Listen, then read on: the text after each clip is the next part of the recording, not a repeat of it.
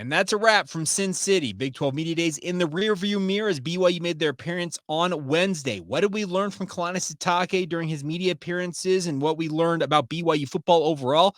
I'll just say this. I think Kalani Sitake has the Big 12 right where he wants them.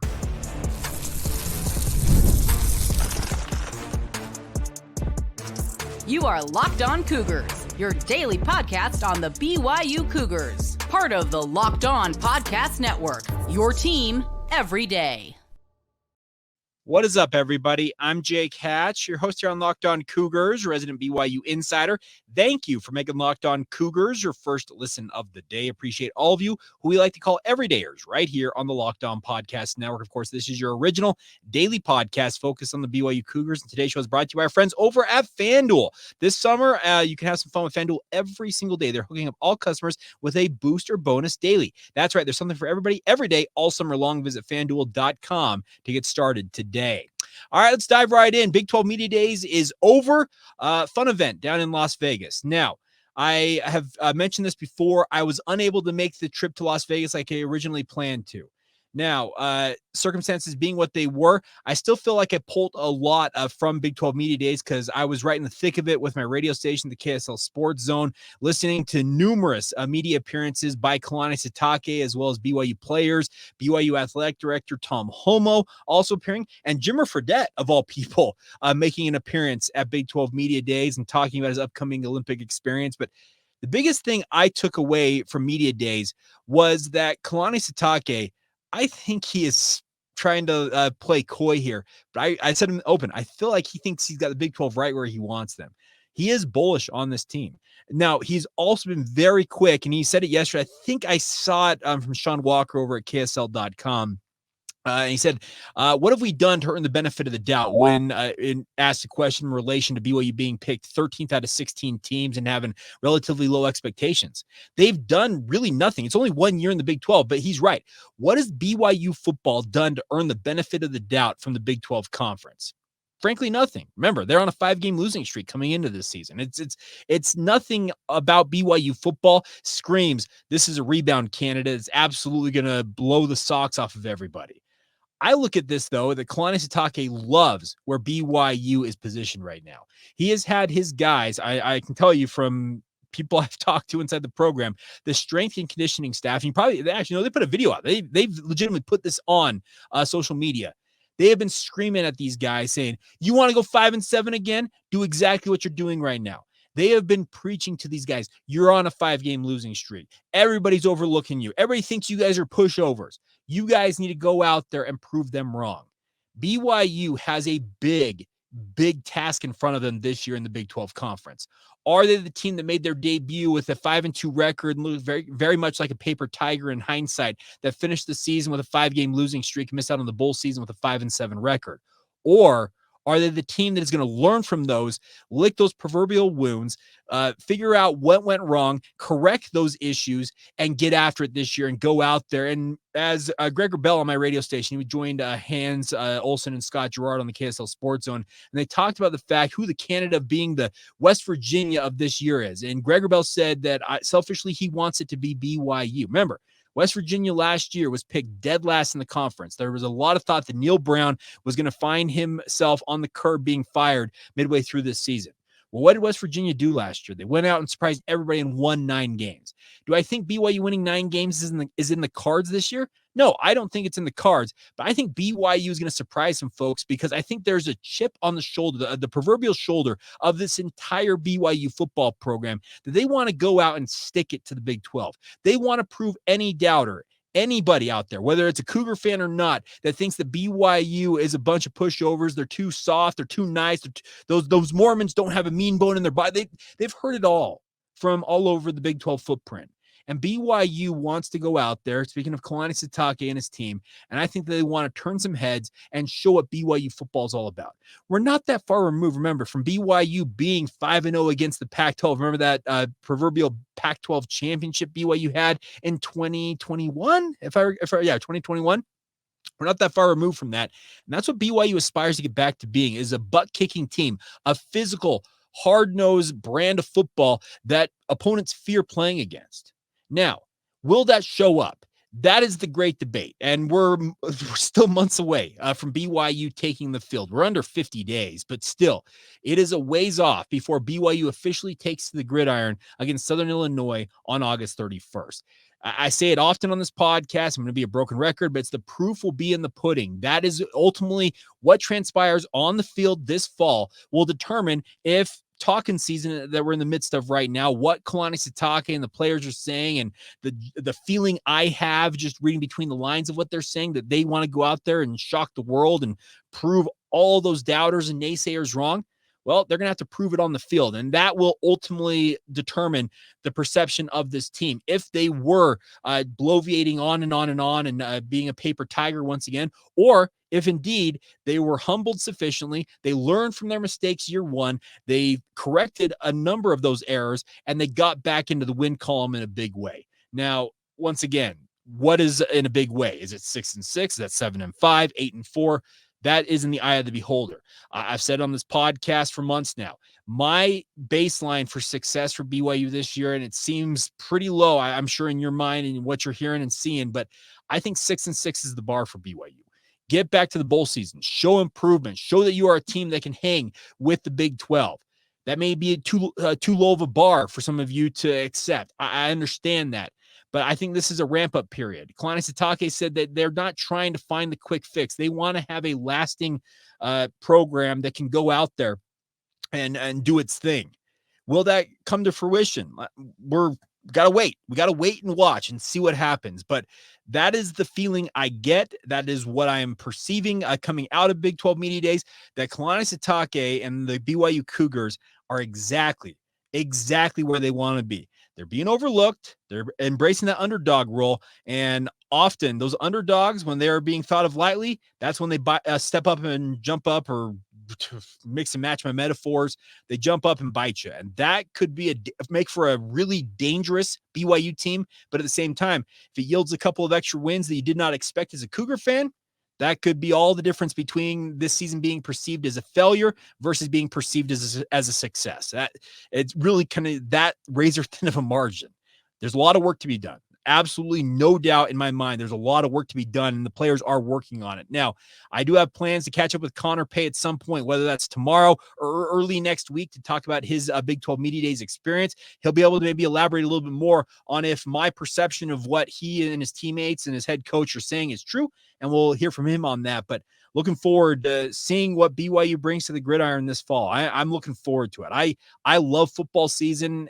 That's my favorite time of year. Truthfully, it really is. It's my busiest and honestly my just craziest time of the year, because it's the busiest time for me work-wise.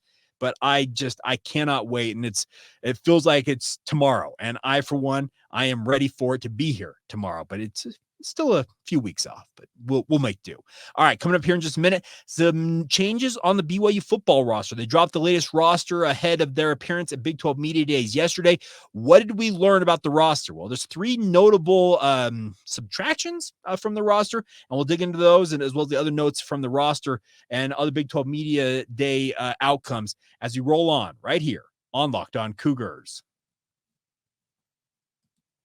Today's show is brought to you by our friends over at FanDuel. Now, FanDuel is here for you guys. If you're a sports fanatic like me, obviously this summer can be a little bit slow. Now, we've been pretty blessed this summer. We had the summer of soccer. If you're a soccer fan like myself, you got the Euros, you got the Copa America. If you wanted to have placed some odds on the chances that Greg Berhalter was going to be fired by the U.S. men's national team, you could have done that. Now, you probably can go place a bet from our friends at FanDuel on who the new head coach of the U.S. men's national team might be. Is it going to be Jurgen Klopp? Are they going to pick some no-name out there? You can go and cash your bet with our friends at FanDuel. The best part is all summer long, FanDuel is hooking up all customers with a booster bonus daily. That's right. It's something for everybody every day, all summer long. It's a great way to enjoy your summer months. It's blazing hot here in the state of Utah. You might as well, have some fun while you're sitting on your couch trying to avoid the 100+ degree heat we've got here. We got record heat here in Utah, but head over to FanDuel.com, start making the most out of your summer. Once again, that's FanDuel.com to have some fun, of course, with our friends at FanDuel. And it's, of course, FanDuel, official sports betting partner of Major League Baseball.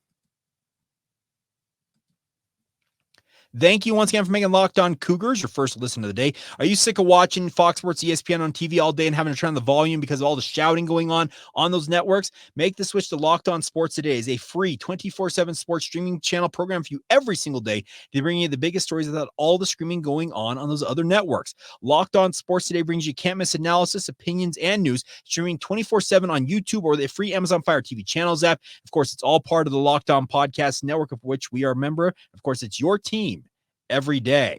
All right, let's talk about BYU roster notes. Yeah, this is exciting stuff, Jake. Well, I think the biggest thing is there are benchmarks throughout the offseason, and Big 12 Media Days is a big one because it means we're not too far off from training camp getting underway. I believe BYU is scheduled to begin that July 30th. So the end of this month, maybe July 31st, but coming up very quickly. When they debuted or I released their latest roster ahead of their appearance at Big 12 Media Days yesterday, and there are a couple of notable things about this. So notable scholarship players that are not on this roster include quarterback Cade Fennegan. Now, Cade, there's been multiple reports out there. The Salt Lake Tribune has had, I think Coug Connect may have mentioned it at one point based on what I'm hearing. And I think KSL.com also mentioned it, and Ben Criddle might have mentioned it as well. The Cade Fennegan is off the roster, and he is essentially going to take on a student assistant role.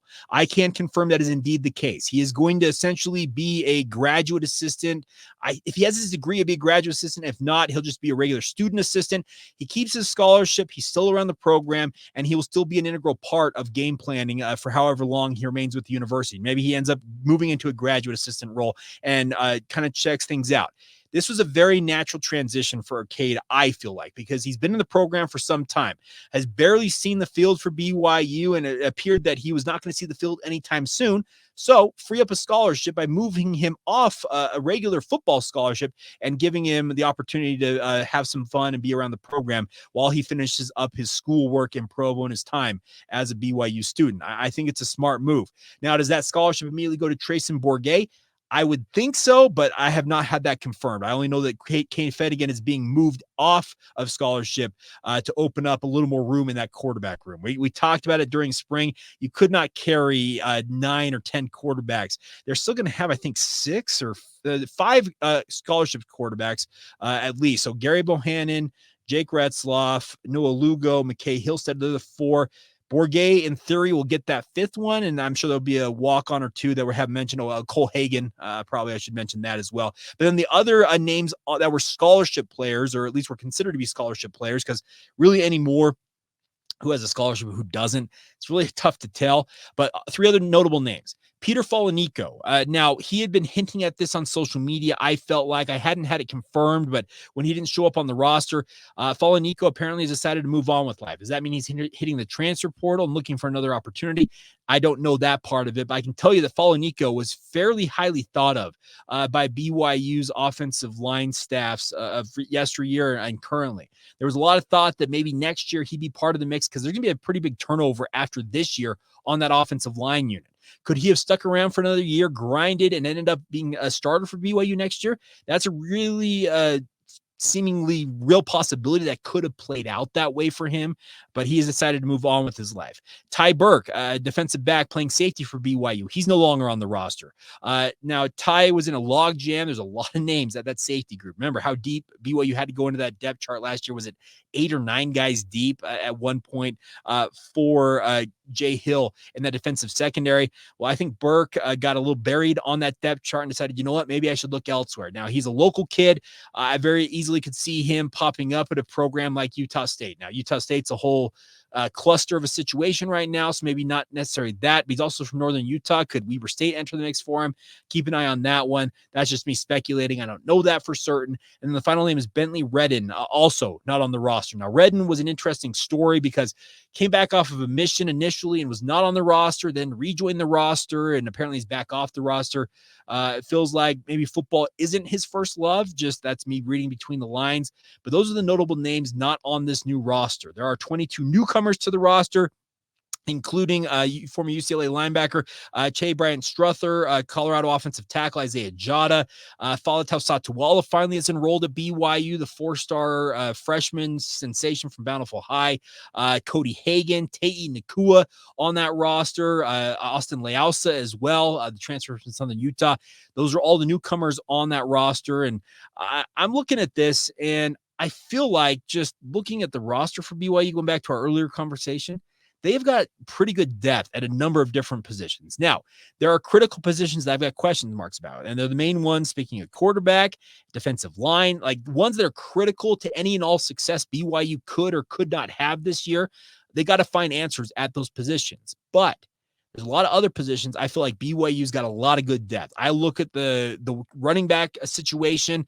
Now, our Locked On Cougars Insider Group had a little bit of information leak onto Cougar Board, as I understand it. So I'll just address that real quick. LJ Martin, as I am hearing it, was nicked up in spring camp. The initial thought was that he would spend the summer rehabbing and would be full go by the time fall camp began. Now, I have since been told, I think I said it was a month-ish ago, that he was probably going to miss maybe some time early on in the season. I'm not hearing it's a season-ending injury. Some of that speculation has gotten out of control, it feels like, because trust me, I had multiple people reach out to me and say, Jake, what is this all about? LJ Martin is dealing with an injury. I don't know what it is. So if you're trying to get the details, the 411 on that, I don't have that for you. But there is a chance. I'm not saying he's going to, but the expectation is he could miss some time early on in the season. Does he miss the first 3 games in the non-conference slated games? Okay, you know what? The simple fact of the matter is what really matters is Big 12 play. If he misses those first 3 games against Southern Illinois, Wyoming, and SMU, is that really going to make or break BYU season? No, it's not. Now, having him on the field is of paramount importance if BYU wants to have any and all success, it feels like. But I think the more important games are the 9 Big 12 games after those 3 non-conference games. So if he has to miss the early part of the season and misses the first 3 non-conference games, great.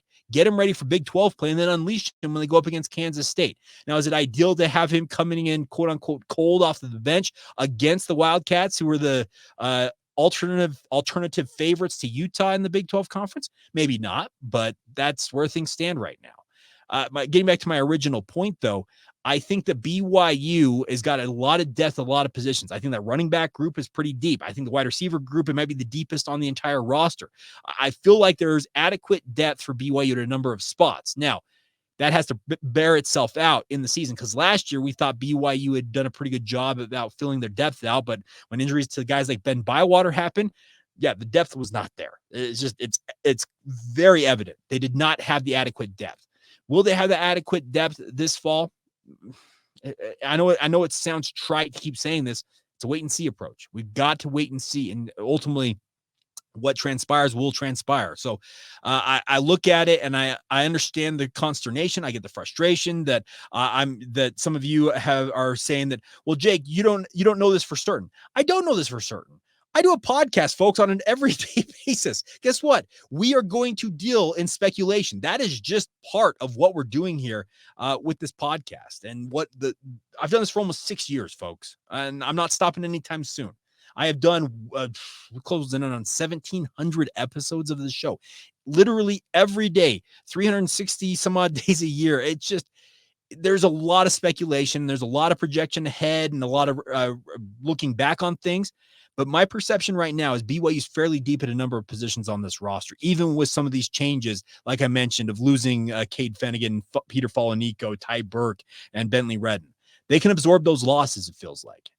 Maybe I'm wrong about that, but once again, it's going to become at the end of the season when we'll really be able to tell if that was a major loss or if it wasn't. But that's where things stand. So that's the intel I've got for you guys. I didn't mean to spend this much time on the roster, but I figured, you know what, if the LJ Martin stuff's going to leak over to Cougar Board, I think I've made it fairly clear that I don't frequent the site, but it got over there. So I figured, you know what, let's just lift the lid on it and let everybody know about it. So yeah, there you go. That's what I got for you guys on the BYU football. And also I'm a little distracted tonight. I think some of you probably saw it on social media. I talked about my grandfather last week on the podcast. We were talking about those 1996 retro uniforms. Got some news that it's not ideal for my grandpa. I had a chance to go sit with him for about 2 or 3 hours last night, just sit and talk. And he's my hero. And I've said it before on this podcast. I'll say it again. If you want anybody to blame for why I do what I do in sports media and why I'm as big a sports fan as I am, you pretty much point to my grandpa. I spent hours upon hours as a young child with him at BYU games, other sporting events, watching games in his basement in his house in Orem, his old house that I miss to this day because just so much happened in that house. And just I'm distracted because I'm thinking a lot about him. And those of you who reached out on social media and those of you who are probably going to reach out when you hear and or watch this, thank you, because it buoyed him up to hear some of the support that you guys offered to him, and the text, the calls I got, the messages on social media. I was really hesitant to put it out there, but you know what? I appreciate all of it. And like I said, I don't mean to be a big crybaby on this podcast, but let's just put it this way. I don't know. He means the world to me, and I'm not ready to see him go the way of the earth quite yet. So we'll see what happens, but I'm fingers crossed that he bounces back, but it was not a good prognosis the other day. But hey, you know what?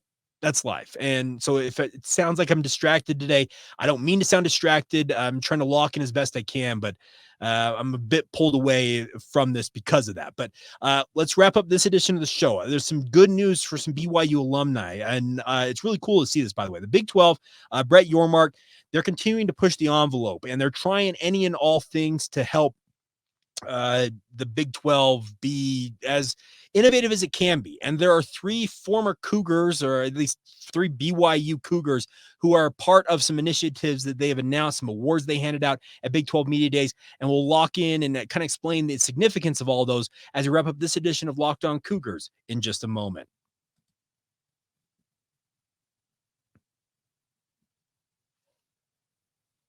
Thank you once again for making Locked On Cougars your first listen of the day. I mentioned a little bit earlier on, but our Locked On Cougars Insider Group is going strong. If you'd like to join us today and maybe not leak the information to Cougar Board, but nonetheless, if you'd like to join us today, click the link in the show notes below. It supports the show financially. Now, you guys watching and or listening to the show does that as well. I'd be very clear about that. But if you'd like to go a little extra, you get a 14-day free trial. What it is, it's a texting platform that sends you my updates, my insider intel to your phone, quite literally in the form of a text message. It's 14-day free trial. $5 a month after that. It's as simple as that. Like I said, there's no having to go to a website or click on a message board to get the intel. It comes to your phone in the form of a text message. So if you'd like to join us today, we'd love nothing more than for you guys to sign up. But the link's in the show notes below, or reach out to me via email, social media, etc., and we'll get you set up if you are interested in doing that thing. All right. A couple of notes before we go on today's show. First off, I meant to mention this yesterday, but BYU women's soccer star Bella Folino has been named the first ever BYU recipient and the second ever female recipient of the Bob Bowlsby Award from the Big 12 Conference that was announced on Tuesday morning by Big 12 Commissioner Brett Yormark. Now, what is the Bob Bowlsby Award, Jake? Well, it's a great question. It is obviously honoring former Big 12 Commissioner Bob Bowlsby. It is bestowed on 2 student athletes, 1 male and 1 female every year, who represent the absolute best in the Big 12 for their leadership and excellence on and off the field of competition. I think this is absolutely incredible that in just their officially, it's going into their second year as members of the Big 12 Conference, that a BYU athlete like Bella Folino, who recently finished her career with the second most games played by a BYU soccer player at 107, lettering in soccer for 4 consecutive years, her winning this award, I don't want to diminish the significance of this. It's actually a really, really cool moment in BYU athletics history. So Bella Folino, congratulations to you. It's absolutely remarkable to see BYU get this accomplishment. It's incredible because the honor is established by the Big 12 Board of Directors as the conference's most prestigious individual accolade. The winners are determined by a vote of the conference's athletic directors. So she's got athletic directors looking around and saying, you know what, that Bella Folino, let's reward her. Let's slow clap for Bella Folino. That is absolutely remarkable that she has been honored with this award. And like I said, I meant to mention on yesterday's podcast, but forgot to, but did not want to let that pass by. Now, on Wednesday morning, the Big 12 announced the formation of its first ever Big 12 Alumni Council. Now, there will be 2 members of each member school that are going to be part of this Alumni Council. As 32 former student athletes from these programs across the Big 12, the council is created to leverage the experience and expertise of some of the Big 12's most notable student athlete alumni as the conference enters a new era. They will provide guidance and insights surrounding a variety of topics, including brand building, athlete relations, storytelling, digital content, and much more. Well, who's representing BYU? None other than former Super Bowl winning and NFL MVP Steve Young, and then BYU soccer sensation, now NWSL starlet, Ashley Hatch. Those are 2 really savvy picks to represent BYU on this council. Now, Steve said this: "I'm thrilled to serve on the first ever Big 12 Alumni Council." He said in that news release, it says it's an incredibly exciting time for the Big 12, and I look forward to being a resource for Commissioner Yormark as his team and the conference continues to thrive. Steve is going to be an incredible resource. He works in private equity right now. First off, that's his day job now after his NFL career, his Hall of Fame NFL career ended. Think about having another just incredible career like he's had after playing the level that he played at in football. But then he's also worked in the media sphere for years, working with ESPN. He can teach a lot of different things for BYU in this. And Ashley Hatch, she is a budding superstar herself. She's got a podcast now. She's on the cusp of playing for the U.S. women's national team. It seems like there's some machinations out there that have essentially kind of aced her out of making the Olympic team this year, when I felt like she should have been on that squad. But she is a great representative of BYU, has been an incredible star in the NWSL for quite literally years now. And the fact that she's not that far removed from her playing days, talk about athlete relations, well, she's got a big part that she can play in that. I think Steve also can talk to that as well. But I think it's really cool that the Big 12 is trying to lean on some of its best and brightest alumni. And yeah, if you were to ask me, Jake, who would you pick for that alumni council? Yeah, Steve Young and Ashley Hatch. Those are 2 really savvy picks. Now, some of you are probably going to inevitably ask this. I am related to Ashley Hatch distantly. As far as I am aware, I have literally never had a chance to talk to her about this. We probably, if we ever got a chance to get together, I may have to try and get her on the podcast at some point to promote what she's doing in the podcast sphere. Maybe we can find out where our common ancestor is. But yes, I like to say that Ashley Hatch is my cousin, but let's just put it this way. It's a very far ways away on the family tree, because I got nowhere near the level of athleticism and star power that she has. So let's just leave that there. All right.